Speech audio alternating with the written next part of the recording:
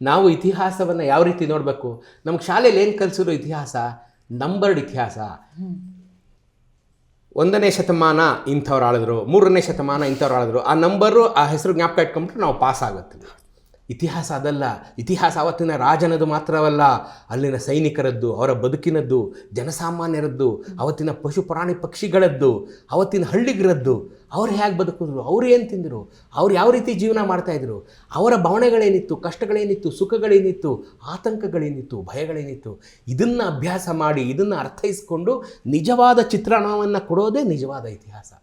ರಾಜ ರಾಜ ಇಷ್ಟೆಲ್ಲ ಸಾಧನೆಗಳನ್ನು ಮಾಡ್ದ, ಇಷ್ಟು ಸೈನಿಕರನ್ನು ಇಟ್ಕೊಂಡಿದ್ದ, ಇಂಥವ್ರನ್ನೆಲ್ಲ ಕೊಂದ, ಇಂಥವ್ರನ್ನ ಮೇಲೆ ಅದು ಒಂದು ಇತಿಹಾಸನೇ.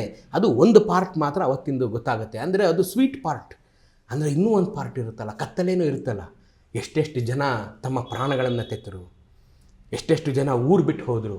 ಯಾಕೆಂತಂದರೆ ಒಂದು ಊರಿಗೆ ಇನ್ನೊಂದು ಊರಿಗೆ ಯುದ್ಧ ಆದಾಗ ಶತ್ರು ಸೈನಿಕರು ಬಂದು ಮೊದಲು ನಮ್ಮೂರಿನ ಕೆರೆಗೆ ವಿಷ ಹಾಕೋರು, ನಮ್ಮೂರಿನ ಗದ್ದೆಗೆ ವಿಷ ಹಾಕೋರು, ಬೆಂಕಿ ಹಚ್ಚೋರು, ಊಟ ತಿಂಡಿ ಇಲ್ದಿದ್ದಂಗೆ ಮಾಡೋರು. ಹಾಗೆ ಜನ ಹಸಿವಿನಿಂದ ಲಕ್ಷಾಂತರ ಜನ ಸತ್ತಿದ್ದಾರೆ.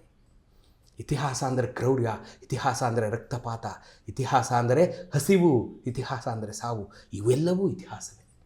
ಅದನ್ನೆಲ್ಲ ನೋಡ್ಕೊಂಬಂದಾಗ ನಮ್ಮ ಹಿರಿಯರು ಇಷ್ಟೆಲ್ಲ ಕಷ್ಟಪಟ್ಟು ಈ ಊರನ್ನು ಕಟ್ಟಿ ನಿಲ್ಲಿಸಿದ್ದಾರೆ. ಅದ್ರ ಮೇಲೆ ಇವತ್ತು ನಾನು ಇಲ್ಲಿ ಬಿಲ್ಡಿಂಗ್ ಕಟ್ಬಿಟ್ಟು ITBT ಬಂದಿದ್ದೀನಿ ಅಂತ ಇವರು ತಿಳ್ಕೋಬೇಕು. ಅದು ಭಾಳ ಮುಖ್ಯ. ಅವ್ರು ಅಷ್ಟೆಲ್ಲ ಕಷ್ಟಪಟ್ಟಿದ್ದಾರೆ. ಅವರು ಒಂದೊಂದು ಚೆಲುಗೆ ನೀರನ್ನು 3 ಕಿಲೋಮೀಟ್ರ್ ಎತ್ಕೊಂಡ್ಬಂದಿದ್ದಾರೆ. ಅದನ್ನೆಲ್ಲ ನೋಡೋಕ್ಕಾಗದೆ ನಮ್ಮ ಮಹಾರಾಜರು ತಮ್ಮ ಅರಮನೆಯಲ್ಲಿದ್ದಂಥ ಒಡವೆಗಳನ್ನು ಮಾರಿ ಕನ್ನಂಬಾಡಿ ಕಟ್ಟೆ ಕಟ್ಟಿದ್ದಾರೆ. ಅವ್ರು ಆರಾಮಾಗಿರ್ಬೋದಾಯ್ತು. ಅವ್ರನ್ನ ಯಾರು ಬಂದು ನೀನು ಡ್ಯಾಮ್ ಕಟ್ಟು ಅಂತ ಯಾವನೂ ಕೇಳಿರಲಿಲ್ಲ. ಇವರು ತಮ್ಮ ಸ್ವಇಚ್ಛೆಯಿಂದ ಇಲ್ಲ, ಇದು ನಮ್ಮ ಜನಕ್ಕೆ ಉಪಯೋಗ ಆಗಬೇಕು, 1,86,000 ಹೆಕ್ಟೇರ್ ಜನಕ್ಕೆ ನೀರಾವರಿ ಆಗಬೇಕು ಅಂತ ಕಟ್ಟಿದ್ರು. ಮೈಸೂರು ರಾಜ್ಯದ 2.5 ಪಟ್ಟು ಬಜೆಟ್ ಒಂದು ಕನ್ನಂಬಾಡಿ ಕಟ್ಟೆಗಾಯಿತು.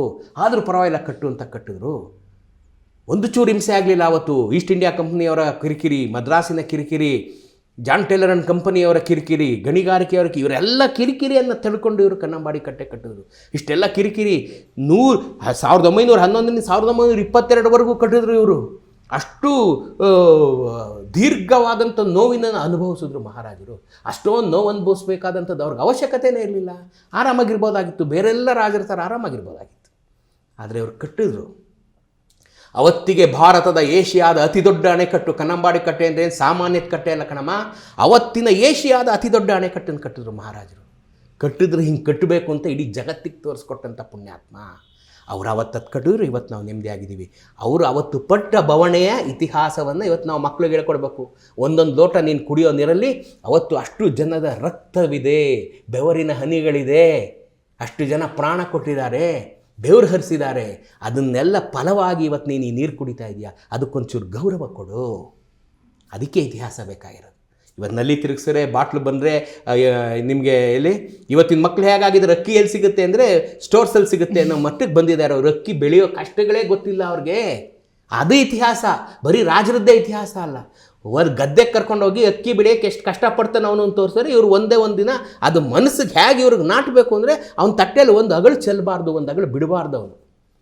ಯಾಕೆಂದರೆ ಒಂದು ಅಗಳು ಅನ್ನಕ್ಕೆ ಎಷ್ಟು ಕಷ್ಟ ಬಿದ್ದಿರ್ತಾನೆ ರೈತ ಅಂತ ಇವನಿಗೆ ಗೊತ್ತಾಗಬೇಕು. ಅದು ಇತಿಹಾಸ. ಇದನ್ನು ನಮ್ಮ ಮಕ್ಳಿಗೆ ಕಲಿಸ್ಬೇಕಾಗಿರೋರು. ನಮ್ಮ ಮಕ್ಕಳಿಗೆ ಸೈನ್ಸು ಮ್ಯಾಥ್ಸು ಎಲ್ಲ ಆಮೇಲೆ ಅವರು ಬದುಕೋದು ಹೇಗೆ ಅಂತ ಕಲಿಸಿದ್ರೆ ತಾನಾಗೆ ಬದುಕ್ತಾರಮ್ಮ.